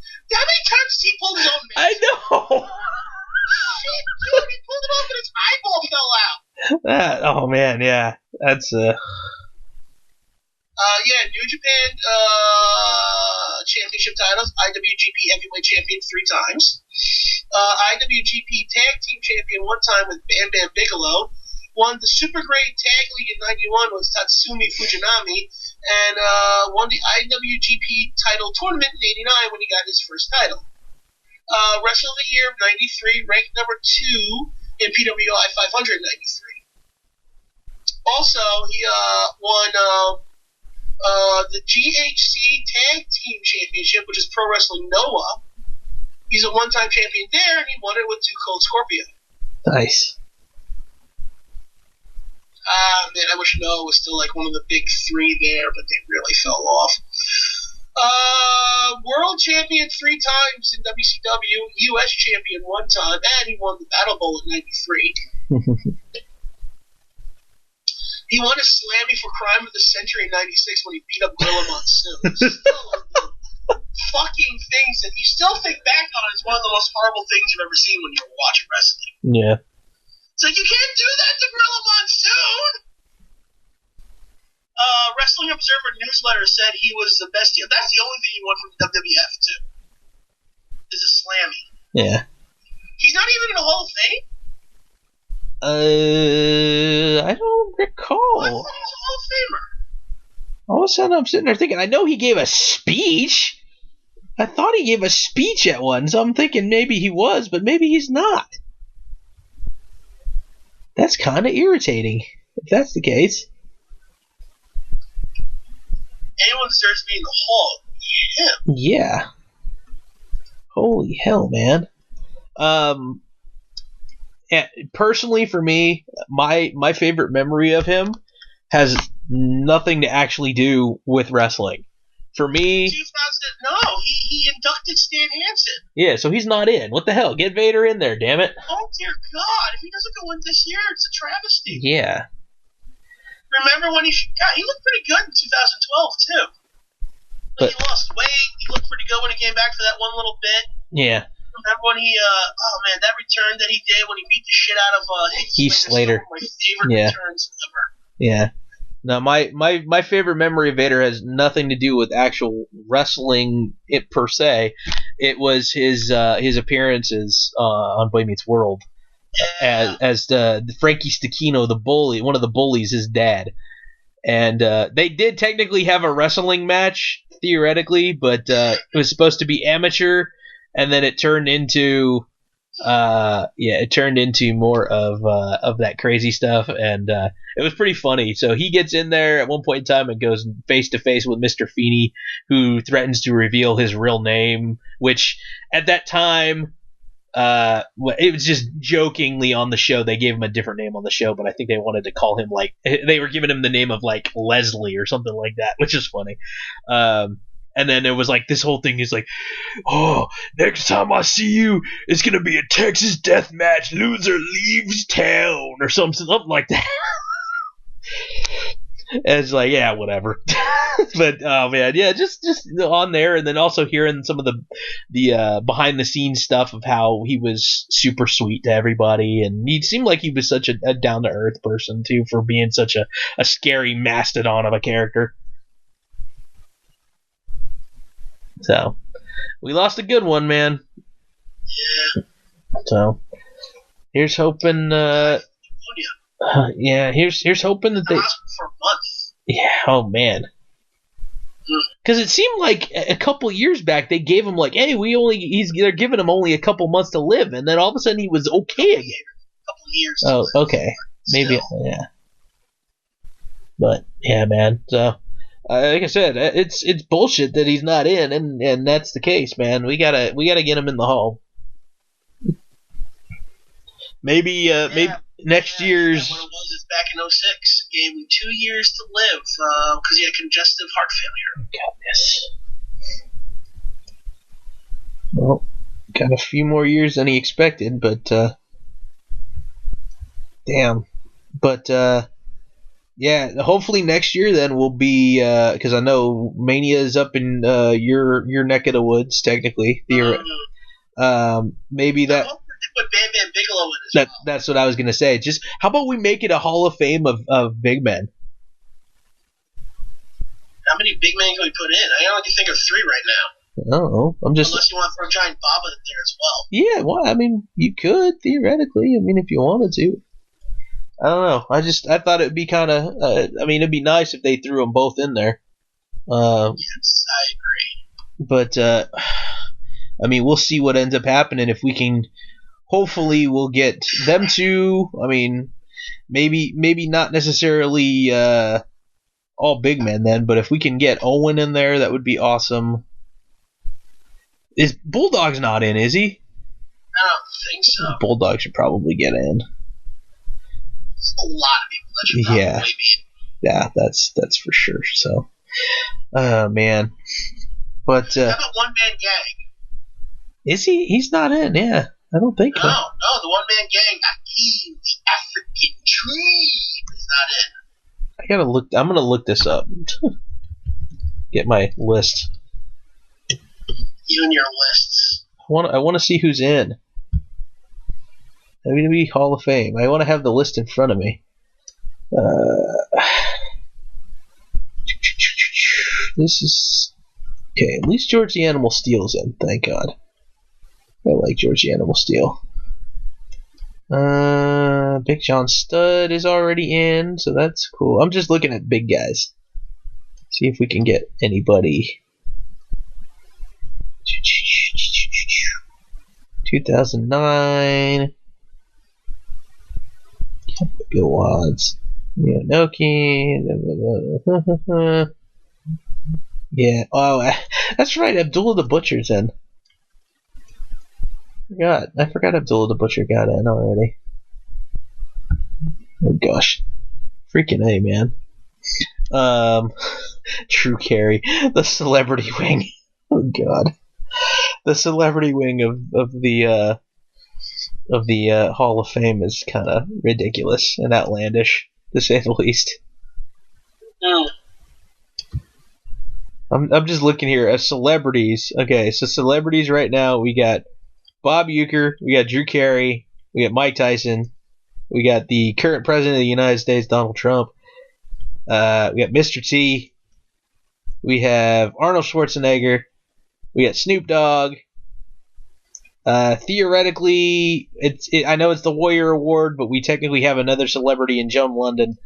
But let's see. And Kid Rock, don't forget Kid Rock. Yeah, Kid Rock just. Most of those actually belong. Yeah. I think Schwarzenegger and Drew Carey don't belong. Yeah, well, Drew Carey did the one spot, yeah, and Schwarzenegger's just a really good fan. Yeah. He just likes pro wrestling. At least Snoop Dogg's been involved in more things. Yeah. Kid Rock's had the best speech of the year almost. As much as people hate on him, dude, Limp Bizkit should be in there, dude. That how many times, dude, can you not think of freaking? Yeah, you do Metallica too. Yeah. You do Motorhead. Can we please just get for the at least the one appearance he's been on there? We gotta put Bob Barker in there. Bob Barker's appearance was great. You throw Betty White in there too. Yes. You can the celebrities that were the most memorable from the guest host things. Yeah. You know what? Let's then throw Jeremy Piven in. Summerfest. Because he'll be happy to be inducted into the Hall of Fame right before WrestleSlam. I can totally see them doing that too. That would be hilarious. We've had what's his name? Wolverine. Hugh Jackman has been a couple of times on TV, involved in storylines. everyone should get an award for breaking Dolph Ziggler's jaw. Yeah, I mean, Stephen Amell actually wrestled a match, dude. And it was good. Yeah. Yeah. So I mean, so there's some like that could actually maybe be legitimate. I mean, arguably now, I mean, Ronda Rousey's already kind of setting herself apart, but she's actually walking the walk, which is good for her. Maria Menounos is bound to get in as a celebrity part because she's also competed in the ring and she's done behind the scenes work for them, doing interviews and things like that. She's just a massive fan. Put her in there just for shits and giggles. Yeah, so I can see that. Probably gush. Yeah, I can see that too. I mean, celebrity-wise, other than that, it's like, okay, whatever. I mean, who knows? But did Pete Rose get put in? No, he should be put in. Pete Rose should be in there, dude. Just for. I thought Pete Rose wasn't all. Was he? Did I miss that? Yeah, 2004. He is? Okay, good. Okay, good. I missed that one as I'm scrolling through the list here. So, okay, yeah, Pete Rose is well worth it there, dude. I love the fact I guess they had Kane induct him. Shoot. It's kind of awesome. Yeah, I mean, even in the 80s, too. Like, you would think that Cyndi Lauper... I mean, the whole... She isn't? Is she not? I don't see it in here. I'm just freaking... Maybe you're just blind as fuck. Yeah, no. I don't think so. But you would think, because Wendy Richter's in, and I think rightfully so. So, but yeah, so Cyndi Lauper, you'd think they would do that, put her in there as part of something with the celebrity wing. But yeah, no doubt, dude. When it comes down to it, Vader needs to be in the hall, no doubt in my mind. Yeah, that's just kind of wrong. Yeah. And I know, I mean, who would you think would give his induction speech? Sting. That was my first thought too. It could only be Sting. So, wouldn't be anyone else but Sting. Or Mick Foley. That would be a fun one too. I mean, he did beat Mick Foley's ear off. That was a fun story to read from Mick Foley's perspective in his book. Every story was a fun story to read from his perspective in his books. I only read the first one though. Yeah. But it's a good read. Yeah. Just the whole the head stuck in the rope spot and yes, the hangman spot, and the ropes were too tight in Germany, so he pulled his head out like he's supposed to, and it tore his ear halfway off. Well, not wanting to end the match like, most pussies would, they continued going at it, and Vader, being Vader, who apparently was like a pussycat outside the ring, but in the ring was a beast. Yeah. It's like, yeah, just play up your character more normally. Not that type of person. Kill everyone anyway, okay? And he just cross-faced ever-living fuck out of him because that's what Vader does. Yep. Bye-bye ear. So, yeah. It was kind of crazy. But, yeah, man, that's a good little... That was another one that, yeah, is pretty memorable. Honestly, it's more so memorable because of Foley, but Vader happened to be involved in it, and yeah.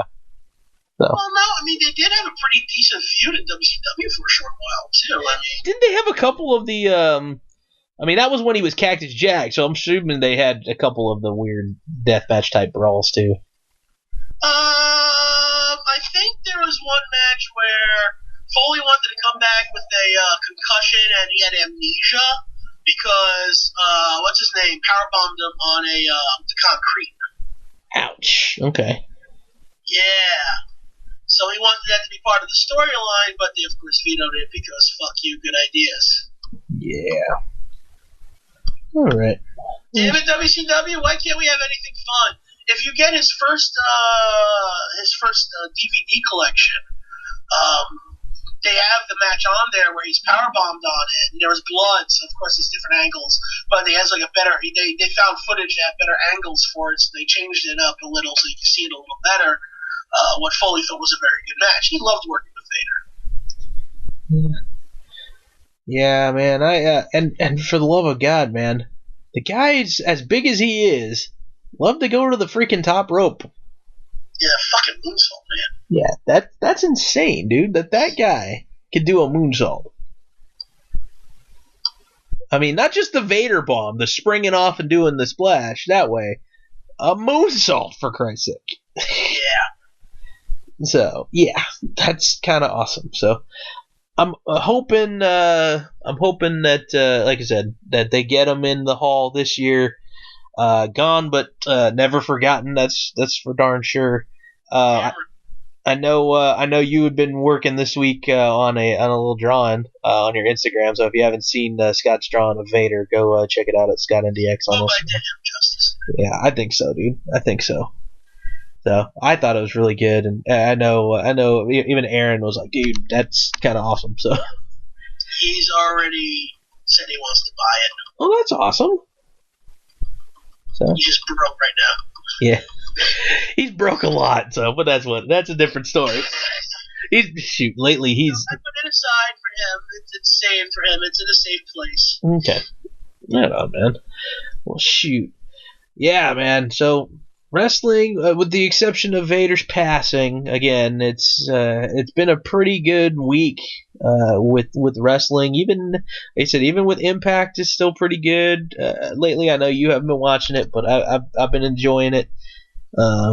So, I mean, wrestling's good, man. It's at least getting better in some aspects, and again, I have opinions, you have opinions. Some things don't always look aren't for the positive, but yeah, we'll get over it. We have our own opinions on things, and WWE's opinion is what matters, really, when it comes down to it, or Impact, or whoever is running the damn company. So, they released the card. I don't know if I told you last week. I can't remember. They released the card for that New Japan show that's coming to the San Francisco Bay Area at the Cow Palace. Lucky bastard. Yeah, you want to know what the card is? All right. No, that's gonna suck and hurt. Okay, I won't tell you then. What's the card? Okay, give me 2 seconds. I will bring it. I just had that shit up already. Why would you ask if you didn't have that shit up already? Because I had a feeling you were gonna say no, and so I didn't bring it up until you said yes. Dick. Sorry. God. I'm usually pretty better prepared, but this time I was like, yeah, maybe I'll ask him first and see what he thinks first. So, all right. So, first match is a 10-man tag. We got Roppongi 3K, Shoyo, Rocky Romero teaming with Geto and Yoshihashi, taking on the team of Chase Owens, Yujiro Takahashi, the Gorillas of Destiny, and their proud papa, King Haku. Oh, damn. Yeah. I'm actually jealous you're going to see Haku. I know, dude. As soon as I saw that, I was like, wait, what? Haku's going to be on the show? Fuck, I know he still does indies every once in a while. Yeah. So, I'm blown away. So, I would tolerate Chase Owens see King Haku. Yeah. So, I hate Chase Owens. So, there's that. We got another tag match. We got Zack Sabre Jr. and Minoru Suzuki teaming up to take on Tomohiro Ishii and Toru Yano. Yes. Okay, Toru Yano. I like him. He's funny. I like Japanese Chris Pratt. Fat Chris Pratt from The Office. Yeah. That's for sure. Let's see. Kushida teaming up with Tanahashi to take on Marty Scurll and Hangman Page. Oh shit, that would be a match I want to see. That should be a fun one. We have never openweight title match. Hiroki Goto defending against Jeff Cobb. Oh, you lucky fuck! That's some beef on beef violence right there. Yeah, well, and Jeff Cobb he just signed on to do some dates over there. So I'm guessing this is his first real time with them. I don't know if I could have swore he went over there already, but maybe I haven't. He did, but now they probably liked it. Now they're going to do more. Well, and he's also Jeff Cobb is wrestling the night before at a local show too, so it's kind of awesome that he's getting work at both places. IWGP tag titles, the Bucks are now heavyweights. They're heavyweights now finally. They're taking on Los Ingobernables de Japón, Sanada, and Evil. Come on, Sanada, stab him with your hair. Yeah, that hair never falls over, it seems like. There's a lot of tag team matches, if you haven't noticed. I'm going to say, well, yeah, they're trying to get as many people as possible. And that's what New Japan does for the most part. Yeah. I won't lie, I kind of wish Sanada was the one that took Okada out instead of Omega. Yeah, that would have been fun. That would have definitely been. I know Sanada had a title match earlier this year. Yeah, I mean, theoretically, I mean, it's still the match can still happen. You never know how they're gonna roundabout to get to it. I mean, but yeah, Okada will be up there. I mean, in the title picture. I mean, for a long. I don't want Okada in the title picture anymore. Oh. You would think he would be still, but he'll get his rematch. But I know they said last time ever, but whatever. Who knows? Never say never in wrestling. Another tag match, Ospreay and Okada teaming together to take on Bushi and Naito. Bushi. I'm not a fan of Bushi. Yeah, I was going to say Bushi's the weak link in this one. Junior heavyweight. I would have fought with Naito and Ospreay. Just by myself. Yeah. Junior heavyweight title match, Hiromu Takahashi defending against Dragon Lee. Yeah. And then let's see, IWGP US title, the US heavyweight title is being defended by Jay White against Juice Robinson. Oh God, I'm sorry. I don't care. I'm sorry you have to watch Jay White. I was gonna say, man, you best not be talking shit about Juice Robinson, man. That guy's come a long way. Dude, I was a CJ Parker fan before, Oh, see, I wasn't a fan of CJ Parker. See, I already thought that man had talent. It just depends on where he'd go with it. He's obviously... he went to Japan with it, yeah. Thank God, because he's very entertaining. Yeah, he went through the dojo himself, and yeah, he's done a good job there. And then the main event, the heavyweight title, being defended by Kenny Omega against Cody. Damn you. So, that's the second time I get to see this match. I got to see it at Ring of Honor last time. Double fuck you. So, yeah, dude. So this is going to be a long show. It starts at like 4:30 in the evening local time, and there's 9 matches.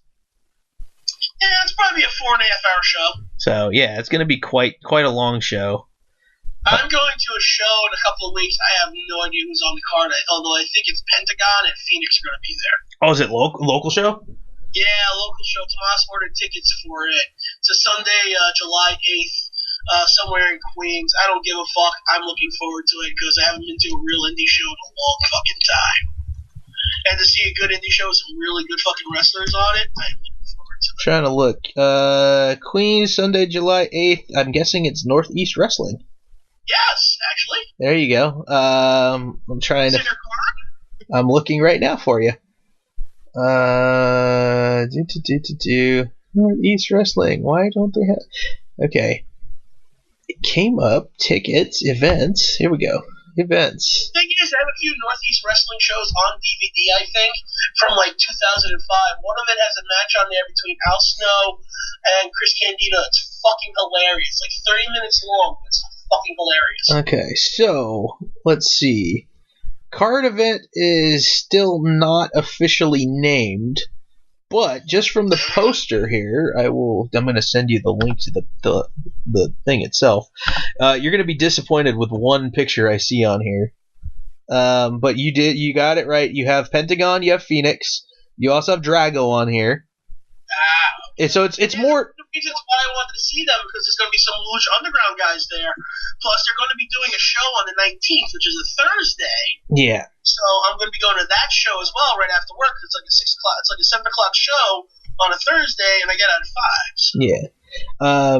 Yeah. Also on there from Lucha Underground, the man from the Open Road, but without his mask, so he's just M-Dog 20. Matt Cross. Yeah, I mean, I don't recognize all these other luchadors and stuff. Card to be announced soon.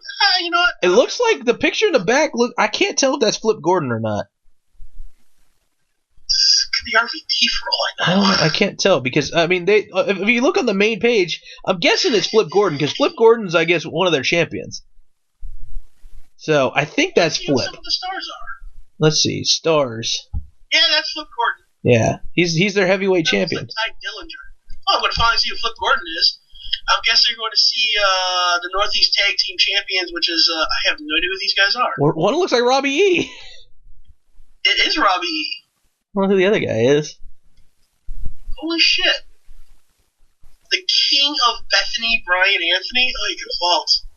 Brad Hollister. I don't think Bret Hart's wrestling on this one. Yeah, they got a bunch of just random glaciers on their roster. Christian. Dangerous Daniel Evans. Oh my god, they have a Man Scout. Oh, fuck. I love it. Awesome. I hope he's there. The Man Scout, Jake Manning. That's funny. I won't lie. I hope Hacksaw's there. Please let Hacksaw be there. That's funny. Joey Mercury, John Hennigan, Josh Briggs, which we actually saw him in the photo. Keith Youngblood, Kevin Nash, Matt Riddle, Rey Mysterio, yeah. Nature Boy Ric Flair, Robbie E, Ron Zombie. They probably put like everybody who's ever been there on their roster. That's yeah, definitely. Because the Big K, formerly known as the Big Guy, formerly known as Ryback. Yeah. See, in the women's division, dude, they. Yeah. Deanna Perrazzo, Tennille Dashwood, Penelope Ford, whose photo is on the paperwork. So yeah. You know what, honestly, don't care. It's an indie show. Should be fun. Hey, can't complain, dude. And according to the, I'm just viewing the background image, dude. That looks like a decent venue. I don't know if you've seen this, but here, you see how the picture goes in the background, but there goes the image. That's a decent sized venue, man. If that's whatever venue that was that they used I doubt that. I doubt that. I don't know. Hopefully, whatever venue they took of that picture, if that's their regular venue, that's a big spot. So. Well, I know they've drawn pretty well in other places, so. Shoot. Hey, look, I'm looking forward to it just because I like pro wrestling. Yeah, exactly. Shoot, they got a show coming up. Same company got a show in middle of July, Wrestling Under the Stars in Ohio, and they got freaking Phoenix and Penta. Rey Mysterio's advertised. Ron Simmons is advertised. Teddy Long, Jack Swagger, and how in the hell did you get Corey Graves? Mm-hmm. I mean, anyone who's on the company, who works for the company, who isn't an on-air talent that's in the ring, can actually do whatever they want. Interesting. I didn't know that. Yeah. Huh. I mean, they're allowed to take indie bookings when they're not doing if you're only working the shows, then you don't need to be at the house shows. You can do whatever you want on the weekends. Well, I think Lawler did all those bookings over the years. Yeah, I guess so.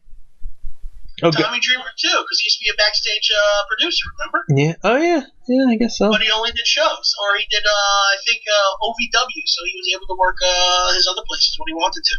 How far away from you is Troy, New York? That's upstate. Okay. That's either upstate or Long Island. Okay, because that card, man, they got RVD, they got John Morrison, they got Ellsworth, they got Hacksaw, they got Corey Graves, Ted DiBiase. It's not bad. That's kind of cool, man. Northeast Wrestling, cool. Give them a shout out. Northeast Wrestling been a long time too. Yeah, So cool, man. Been around a long fucking time. So they actually have one the day before. The day before you're going on July the 7th. And they got Jerry the King Lawler against some guy named King Brian Anthony. So he's the King of Bethany. I guess so. Which I think is in New York. It's Connecticut. Yeah. Okay then. Yeah. There you go. Oh, and apparently today's show that was, as we were talking, said, hey, Saturday, June the The 23rd. Taco Fest 2 in Montgomery, New York was canceled. Damn it. Oh, that sucks. Taco Fest. Not that I can really taste tacos right now, so it don't really matter. No, I just like saying Taco Fest. I think that's kind of funny. Aw, where?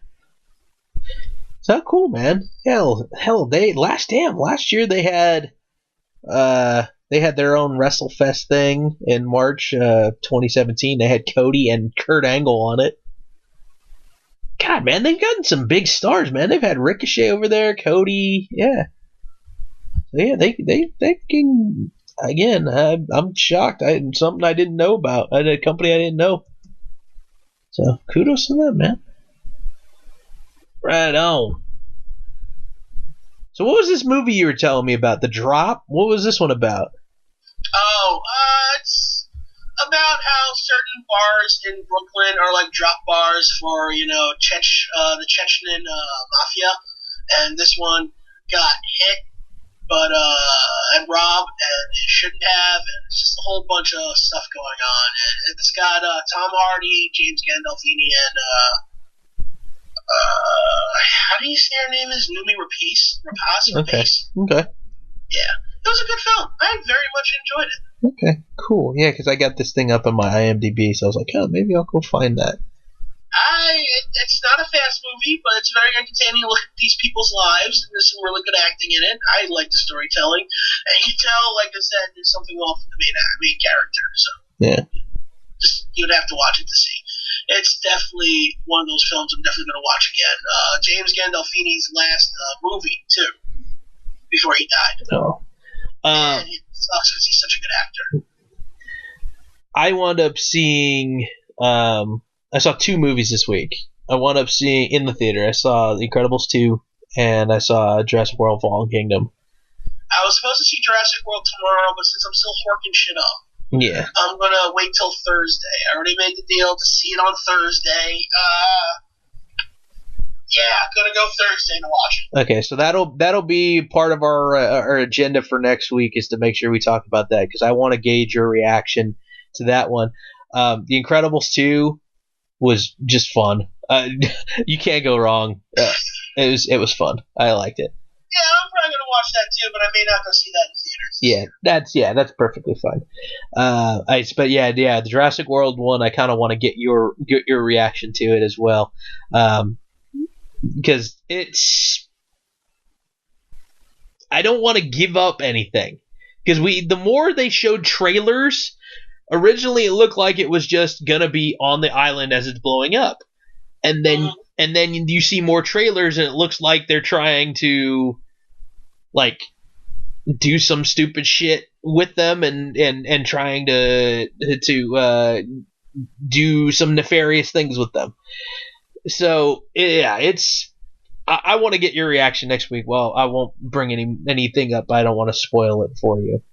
But one movie I did watch today, which I hadn't seen in forever, and you're talking about Disney movies earlier, The Mighty Ducks. You just can't go wrong with that movie, dude. I like the second one better. I the first one I liked because it kind of sets the tone. I was sitting there thinking about it. Okay, in number 2, you had the Hall brothers, right? Jesse and Terry Hall. Uh-huh. All of a sudden, one of the brothers is missing, and I don't remember if they actually mentioned why he was missing. I couldn't tell you. I haven't seen these movies in decades. Oh, okay. All of a sudden, there's just at least a decade each film. Okay. Yeah, because that was on. I enjoyed that one. I do enjoy number 2. Number 3 is probably my least favorite out of all of them. It's still fun. We get to see a very, very, very young, what's his name from The Walking Dead? Oh my God. Why is my brain not working? The freaking line. Hey, when you were making the we're mixing the biscuit. Were you trying to make pancakes? What's his name? God damn it! I gotta look this shit up now. What are we talking about now? I'm lost. Okay. In Mighty Ducks 3, Walking Dead, one of the guys from The Walking Dead is in it.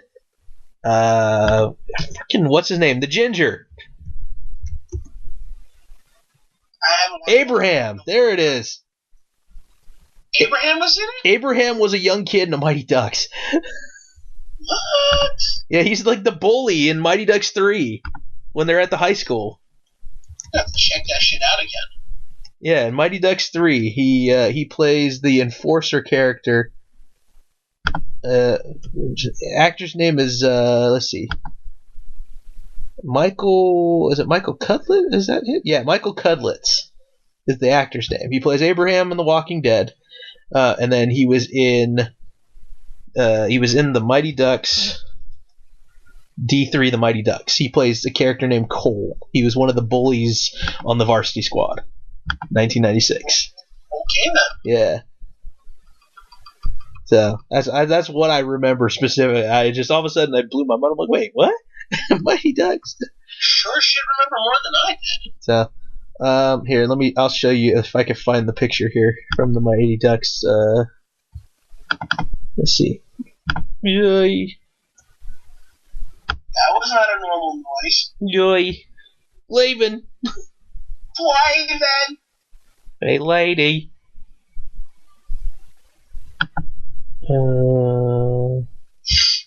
You image. Dang it, I don't want you to save the stupid image. What are you doing?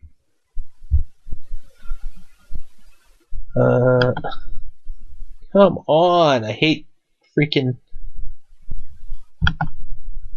Why are you struggling so much? I don't know. I don't know why. This stupid thing is being a pain in the butt. Okay, there you go. Now you can see what I mean.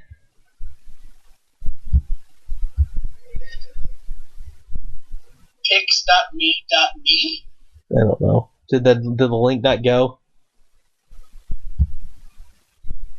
Yeah, holy crap, that is him. I told you! Yeah. That's super funny. So yeah, if you're out there and you want to feel old, go look up Mighty Ducks, Abraham Walking Dead, and you'll find a picture of him as a young kid in high school. I don't need their help to feel old. Yeah, I already feel old as it is. So. By the way, no show next week. No show next week? Oh no! Yeah. How come? Well, I'm going to try to hit a midnight movie. Oh! Well, then I guess it's going to be 2 weeks in a row because the 7th is the New Japan show, so that I will be attending. So we'll try to do something then, maybe on the one of the days before or something, since it's summer and I don't know how flexible. I'm glad you can. Well, I don't know how flexible you are in the evenings or whatever, or we can do a show on a Sunday. I don't care. Not a big deal. We'll have to do Friday shows if I'm home on a Friday. Okay, well, we'll play it by ear. So those of you guys out there basically hearing our... You do know I'm working full-time this summer, right? Yeah, I know. So we'll figure it all out, and yeah, you guys are very helpful because I'm not working at all this week except one day. Yeah, this is our production meeting, guys. You're literally listening to our production meeting on air, which is basically non-existent. So we find out usually 2 days before, like, oh yeah, no show this weekend. I forgot to tell you. Production meeting? I don't know what that is. So yeah. So I remember that's something Nick hired me for that I just never did. Yeah, hired. What is that? I never got a paycheck. Yeah, well, hired in the loosest sense. Oh man. Well, on that note, we'll stick a fork in this one, and then I guess we'll talk to you when we talk to you. Shoot, man! If you haven't already, hit the like, subscribe, whatever bell thingy on the YouTube that you're listening to this on. Instagram, Grillblood Radio, Scott NDX over there as well. Myself, DKorea247.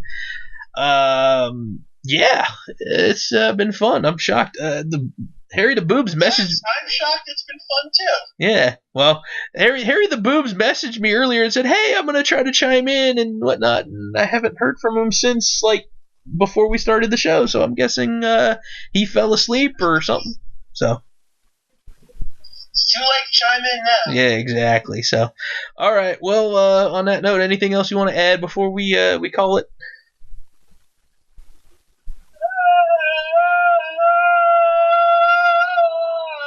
No. Okay.